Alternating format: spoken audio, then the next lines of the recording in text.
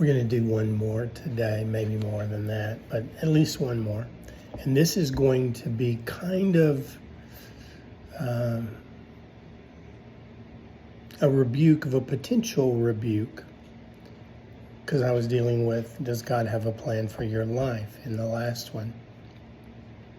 And I can hear people saying, well, God looks down through your life and he knows what you're going to do. And so that's how he makes determinations about you, as he has already looked down your life and seen what you were going to do. Well, that's not what Scripture says. So we're going to go to Scripture, and I'm actually going to read some to you. This is in Romans chapter 9, starting in verse 13. And this is from the Concordant Literal New Testament. Okay.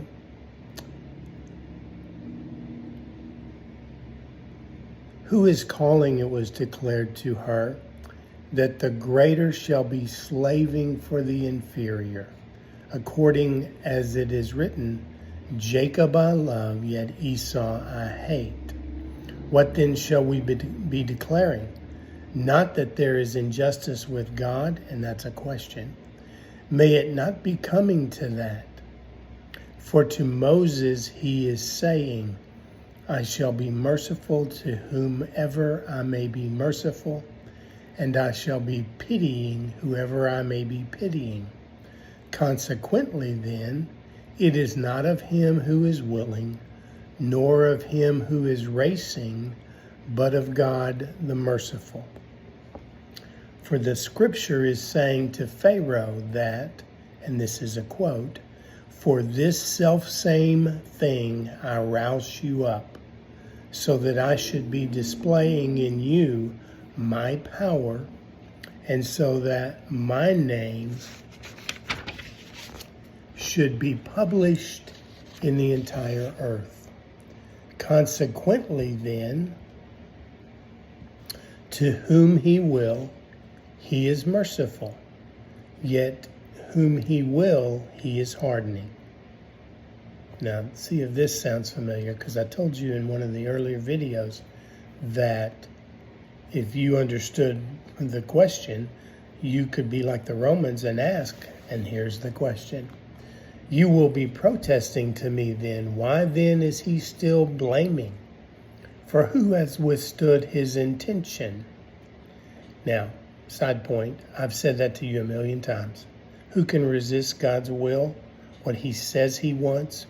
Everybody. Who can resist his intention? What he intends to happen? No one. Okay, let me read that again. Why then is he still blaming? For who has withstood his intention? And here's Paul's answer. Oh man, who are you, to be sure, who are answering again to God? That which is molded will not protest to the molder. Why do you make me thus? Or has not the potter the right over the clay, out of the same needing to make one vessel indeed for honor, yet one for dishonor? Now if God, wanting to display his indignation and to make his powerful doings known, carries with much patience the vessels of indignation, adapted for destruction, it is that he should also be making known the riches of his glory on the vessels of mercy, which he makes ready before for glory. Okay, that runs through verse 24, Romans chapter 9. Okay, so God is not looking, he didn't decide, looking at you, what you were going to do and say, oh, well, I'm going to put my glasses back on. He didn't decide, hey, I looked at you and I saw what you were going to do, and therefore I made decisions based on what I saw you going to do. That's not what Scripture declares. Okay? Now God has already written the story. He's already told the story. But again, that's hard for people to see. And it's hard for people to believe. And that's why with all of this, and with the fact that yes, indeed, God has determined things. Some people are vessels of dishonor in this life, and they are a contrast to the vessels of honor. And so the contrast of God's mercy can be seen against what God is doing to a vessel of dishonor, which begs the question, if you really think of it, well, my word, is God unfair?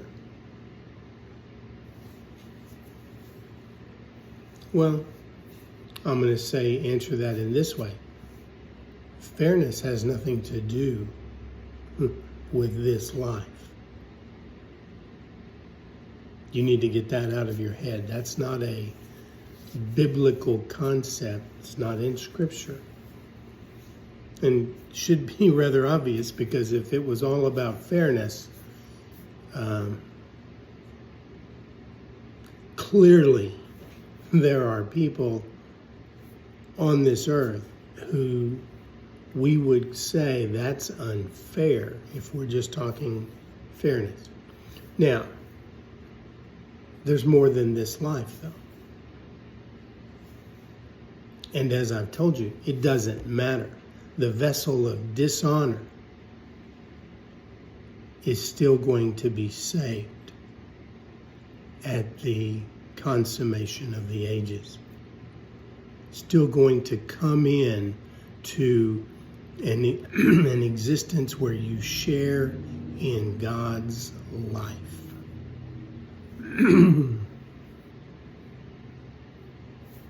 So, you can't really judge God. Well, you can't really judge God anyway, but you can't really say, well, God wasn't fair. I had a rougher life, or that person had a rougher life, and things didn't work out for me the same way they worked out for that person. That's probably true. And that's why I emphasize all the time, you need to quit judging things based on how you think it is.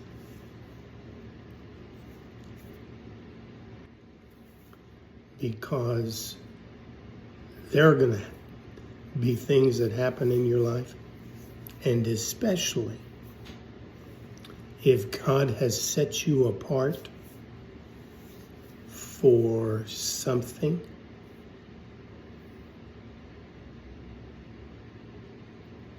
because there is training involved in that.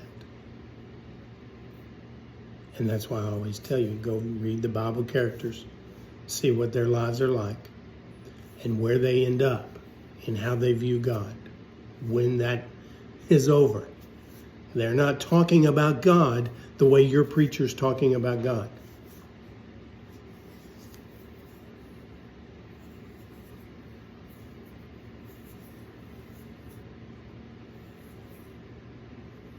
And they're certainly not talking about themselves the way Christians talk about themselves. Because again, you sit there and just like the Apostle Paul, what did he say? That Christ came to save sinners, of whom he was chief. And I often say this to you. It's a question to make a point.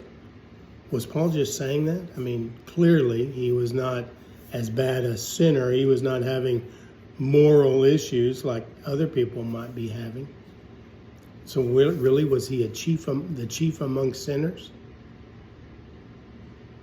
Well, trust me when I tell you, If God invades your life and deals with you, that's exactly where you're going to come down, because you're going to recognize that there's no one worse than me.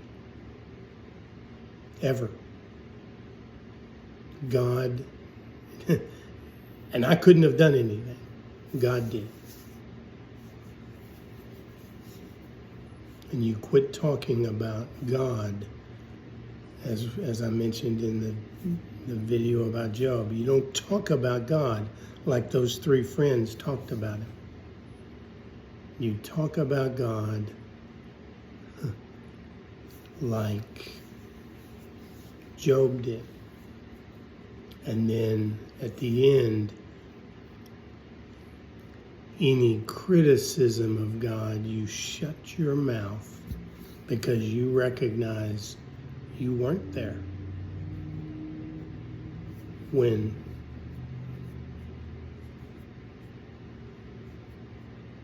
the foundations were being laid. And based on the fact that I'm going to say this, and I'll probably preach about this at some point in time, but based on that passage I read, it talks about the potter forming the clay.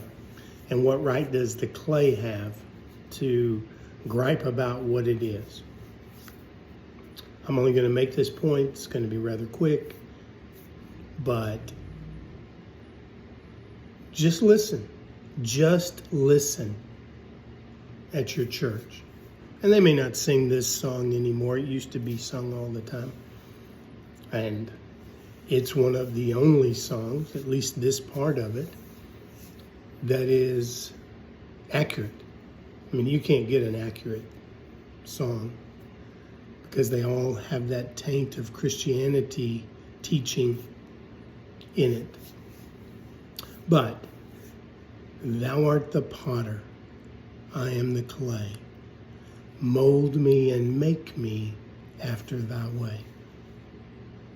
You sing that in the church, and then 5 minutes later, the pastor gets up there and tells you, the clay, how you can make yourself better. Ridiculous. Ridiculous. Contradictory on a whole nother level. So I do see why they probably quit singing that song as much. But as I've told you, you want to see what you do apart from God doing something, go put a clay pot on your table and go check it every couple of weeks and see what it's done.